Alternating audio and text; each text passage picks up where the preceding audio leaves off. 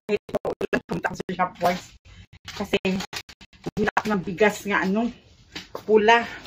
May pula siya doon, bigas nandun sa, ano tawag yan? Sa opisina yung ginadala. Ito yung red rice.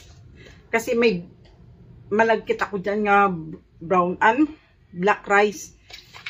Wala siyang red rice na ubos niya na kaya bumili ako. 279 to 2 kilo. Yan 2 kilo. Doon sa Shopwise.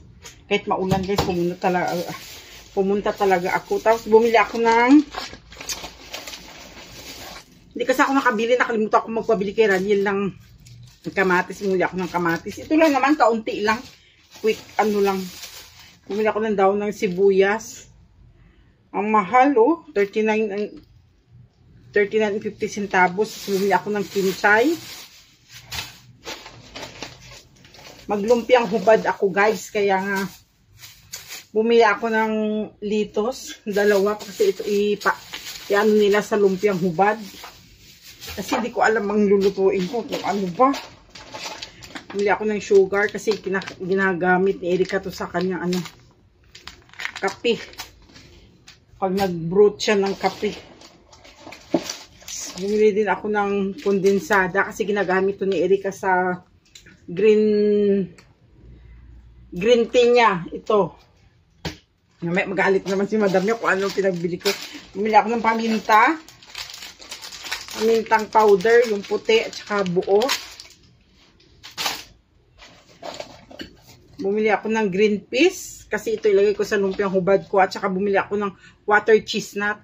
Ito ang nilalagay ko sa lumpiang hubad ko, guys, kahit instead nga singkamas, ito ang nilalagay ko water chestnut kasi masarap siya. At saka 2 lutuan ko yun Bumili ako ng mushroom. Yan lang, kaunti lang. Quick lang to. At saka bumili ako ng downy kasi nag-sale siya. Nag-sale ang downy. Instead nga 315 ito. Ngayon 249 na lang kaya bumili ako. Tapos bumili ako ng sunrocks. Yan lang. At saka bumili ako ng pre-start. At saka ito ang gusto ko nga sabon, guys. So, ito ang Pride. Ang ganda nito, mabango. Mas mabango pa ito sa Ariel. Yan lang, ito lang binili ko sa Shopwise. Naka 2,000 din ako. Mamaya maggalit naman si madam kung anong pinagbibili ko. Ay, kasi magandang sabon to, guys. So, kasi mabango siya. At saka mas maganda siya sa Ariel. Yan lang, guys. Yan lang ang pinamili ko. Kahit mag-ulan, pumunta talaga ako sa Shopwise para magbili ng dapat ang bibilihin ko lang kasi ang red rice. Kaso wala na pala akong sabon powder. Bumili na lang ako. Bahala si madam magalit dyan. Tawanan ko na lang si madam. Kasi nagpalundri ako, diretso na lang punta sa Shopwise. Yan lang, guys. Bye! Guys, good morning! Monday na naman ngayon. Grabe. Magpalundri tayo, guys, kasi ang dami kong palundri. 3 comforter kasi nagpalit si madam ng bedsheet niya kahapon.